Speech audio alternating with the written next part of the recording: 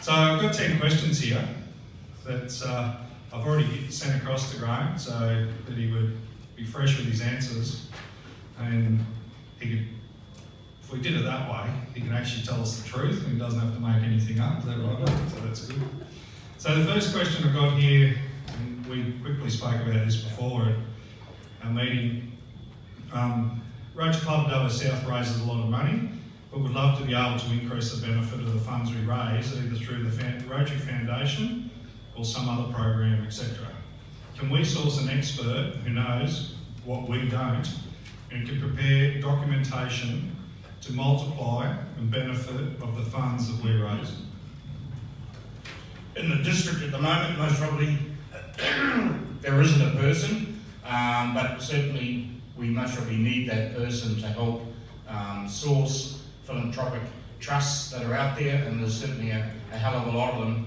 And I think with the money that you're earning, it gives you that ability, as you say, to double your money. And David and myself had a discussion with the Queensland Foundation yesterday, and I think there may well be opportunities for this club to work with them. In terms of the foundation, global grants are often talked about, but they're not easy to get. There's a very defined process that you have to go through in terms of doing the community assessment, the sustainability of the project. Some people think that they're only available for international projects, but they're certainly available for projects within our own district. We've just got to find an international district that'll partner with us to do it. So yeah, it's maybe something when I go into retirement at the end of June, I'll look more closely at and try and get a team together that within the district we can offer that expertise. Thank you, Graeme. Question number 2. Amalgamation issues like who and what and where. There's a saying, it's not over until the fat lady sings, but I suppose I've been involved with the process now for 2 years. We started off with 9650. You recall about 18 months ago there was a vote within our district about joining with the district that's above us, that goes through nearly to the Queensland border. We, as a district, unanimously gave it a tick. Their district gave it a horrible thumbs down. But we then started talking with the 2 southern districts that I suppose go from the coast as far south as Bega, Marimba, that area, as far north as Nowra, across to Canberra and obviously to Orange and down to Griffiths. We've actually progressed quite a way. The previous Rotary International Director at the conference in March announced there that yes, we were going to go with and be part of the new district of 9705 to generate a district that would wrap around Greater Sydney. Yes, it certainly involves some logistical areas, but 2 weeks later we were told no, we were going with 9650. I don't yet have a formal letter from Rotary International to say that's what we're doing. We're chasing it, as is our neighbouring district. But there is a transition team which past District Governor Don Stevens from here is involved in, and we're certainly progressing to form the shape of a new district. My key desire is that they look ahead and get a district structure that will take Rotary forward, rather than looking in the reversing mirror and saying, this is where we come from, these are all the old traditions that we once had. Let's get a modern district that'll certainly drive forward, and let's see Rotary grow again, both in this district and in our neighbouring district. The follow-on question from that is, what are the implications for District 9670 of the amalgamation of districts? What implications are there for Rotary Club Dubbo South? At base level, to me Rotary is about club level. Whatever the administrative structure is, it's there to provide insurance, it's there to provide contact back through our international organisation, and also to offer collectively all the youth programs particularly that we do, and most of the community service through Rorks, the conduit back to Australian Rotary Health Foundation and our other partners like Shelterbox. So there is certainly a need for for district, but it's there as a service to the clubs. So in terms of training, where you access training, in terms of providing support in public relations and in marketing, that we have people in the district that are there to help clubs with that. It's just a matter of clubs approaching the appropriate people and doing it. And I suppose this year I've taken a bit of a radical surgery to a lot of the roles in district. We now have only 10 district chairs, rationalised them, of which 4 people under 40 that are actually running them. So trying to bring some youth and some new ideas and invigorate what we're doing at a district level. And also in terms of our assistant governors, I've now got more than half of them are actually female. So watch out, they're going to take over the world. But it's certainly, I think you've got to, if you're going to invigorate clubs and get change coming at a base level, at a higher level, we've also got to be seen to be doing things differently and challenging the approaches and the way that we do things.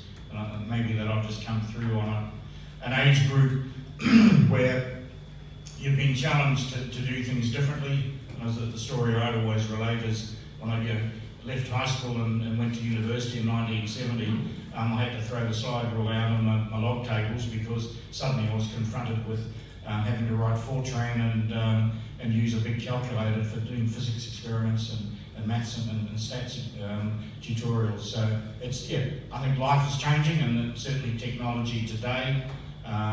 We've gone from using technology and applying all our manual systems that we originally did, and we're now using, I think, the ability for the computer to do a lot of the thinking, a lot of the processing, a lot of the connecting through all these digital processes. At Rotary level, we've got to do the same, so that's why it's important that clubs put their programs, what they're doing, into the Rotary website and share it with other clubs. And that's certainly, I think this club has got a lot to share with a lot of other Rotary clubs around the world in terms of how great you are.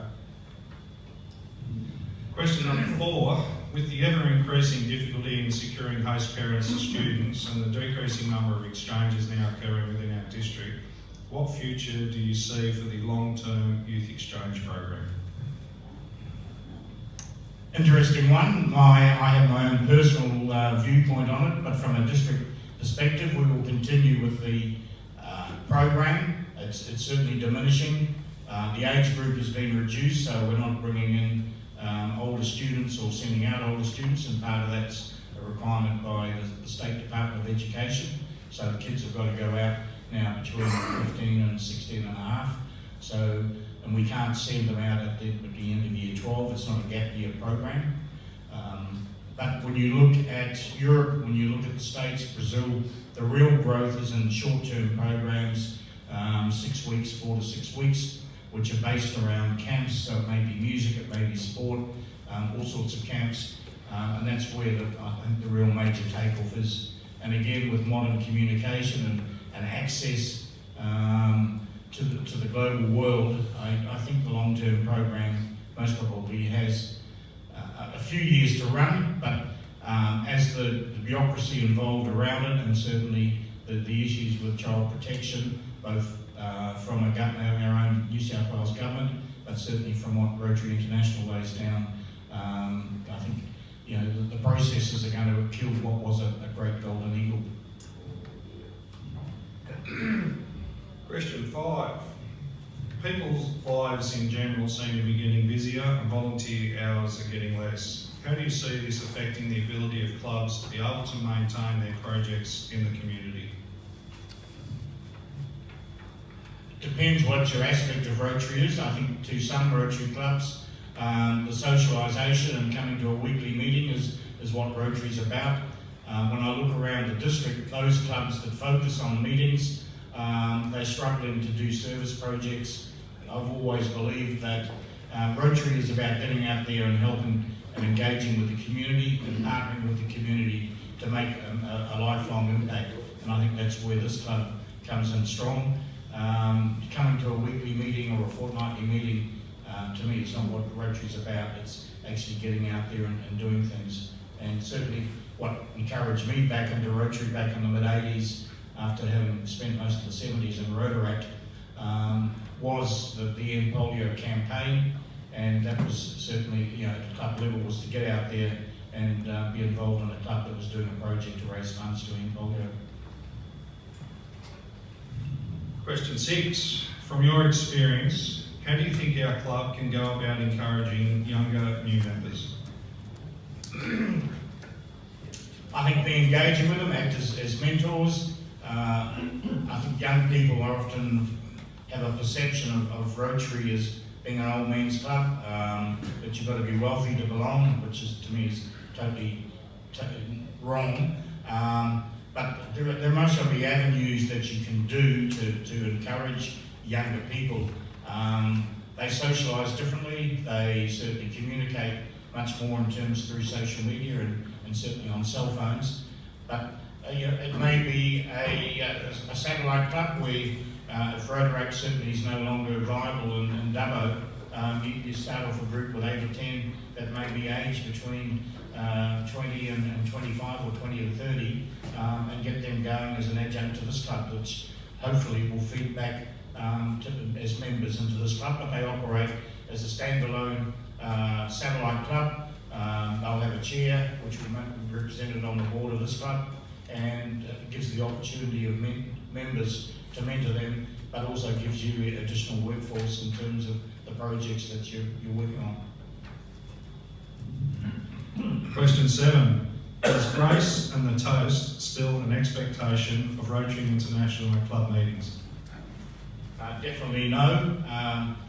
Certainly international events that I've been to, and through my training at San Diego and at zone level, you will occasionally come across an international toast, but certainly I think in terms of Rotary International being a cross-borders organisation, the days of saying grace in many clubs and certainly at formal occasions has certainly passed away.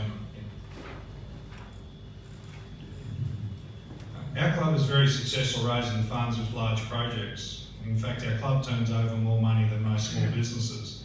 How can we increase our recognition within the Rotary world for what we achieve here at this club?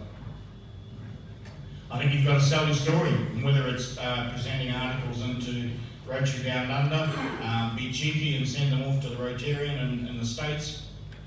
But more particularly, and that's where recognition happens, is to make sure that the projects that you're doing are featured on Rotary Showcase, which is effectively getting them up on My Rotary and showing what you're doing. And that's where Rotary at a larger level is looking at, and they're picking up and showcasing projects that clubs worldwide are putting there. And that's how often they get featured in a lot of the publicity that Rotary International does.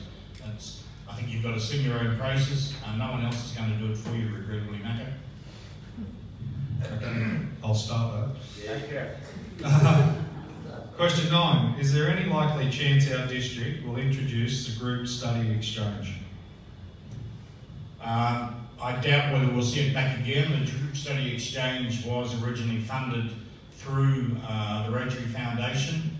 I think we persevered with it up to a couple of years ago in terms of the foundation providing a little bit of funding out of their proceeds, and they can do that, but they relied on sponsorship to be able to afford to send the teams away.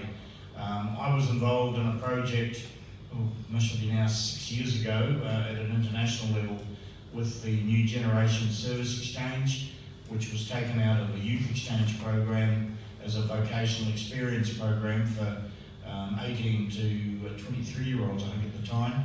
And the whole idea from Rotary International's point of view was to encourage team exchanges for young people, and particularly vocational exchanges as well as individual exchanges. So the new program, NGSE, was established by as a RI certified program like Youth Exchange and now RILA to really replace the GSE. So yes, we can still have a group study exchange under the banner of New Generation Service Exchange, and there's no reason why as a district if we've got some enthusiastic people that want to arrange it and do it, there's plenty of districts in places like Brazil, Germany, Denmark that would certainly accept such a team.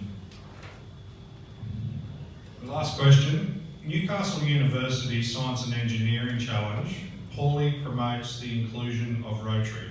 Can the district do something to rectify this?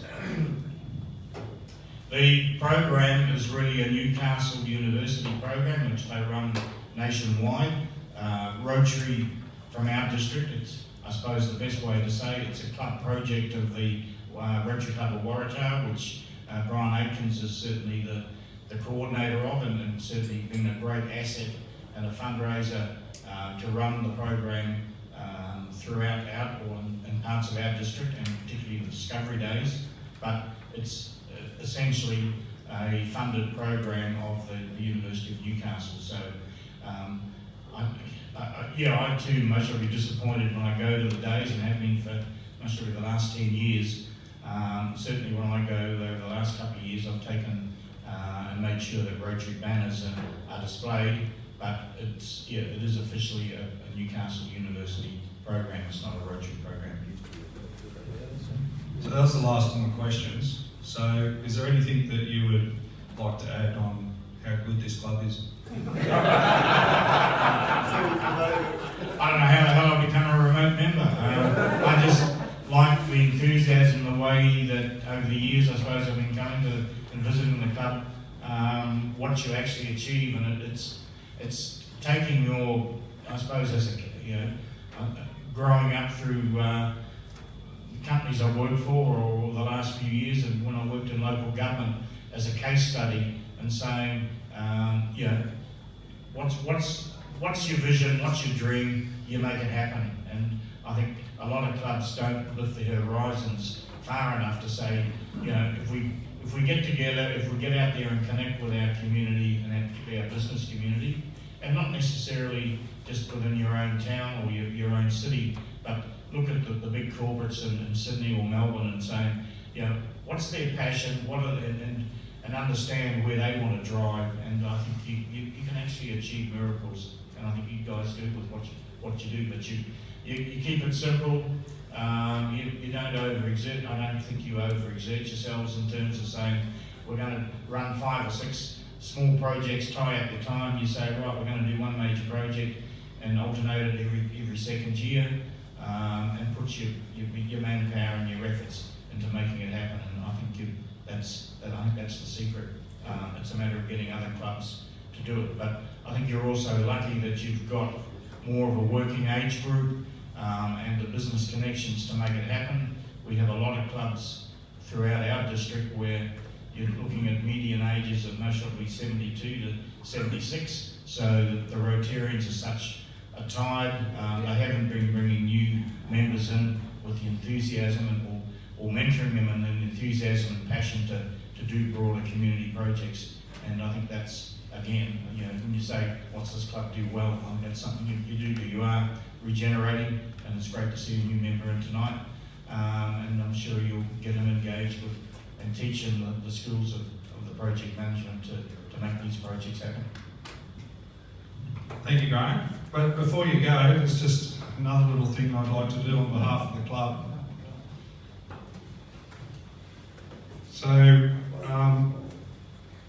I got an email the other day saying I was supposed to go and fill paperwork out for this, but I decided this would be an easier way to do it. So, we want to present you a cheque for $10,000 for the Rotary Foundation. Thank you. I suppose it's going into the foundation. Terrific. So on behalf of the foundation, on behalf of the foundation committee of the district, thank you greatly for your contribution. Thank you, Graeme. Okay. Sue, before you sit down, wherever that chair came from, we'd like to give you a little help too. With yours, there'll be nothing left for parish. So we'd also like to tip into your little project as well, and we'd like to present you a cheque for $10,000 as well.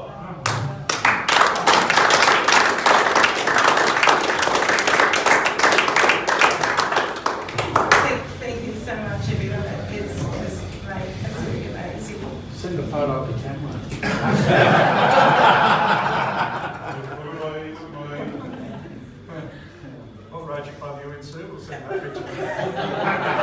Morris, That's absolutely amazing. Thank you very, very much. That's Pleasure.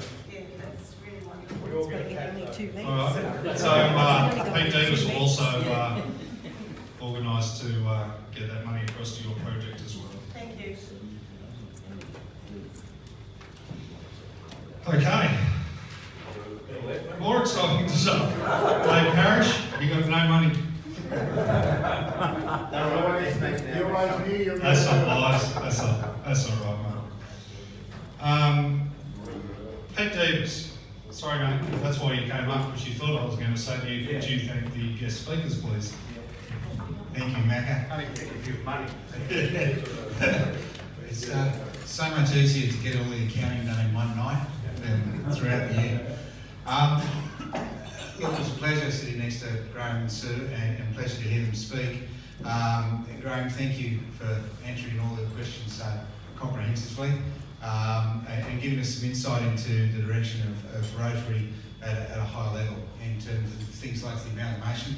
Because Matthew Dickinson's got the phone over there, we're against forced amalgamations. I did that for our council, Graeme and Sue, so campaign there. But thank you. I thought some of your comments, particularly about the direction of certain programs such as Youth Exchange and whether that will continue in the future, I think it's really important for us to recognise as a club. More particular about your attendance here tonight was not in front of the club, but where you were required to answer lots of questions. But when you came to sit down with the committee, you just listened.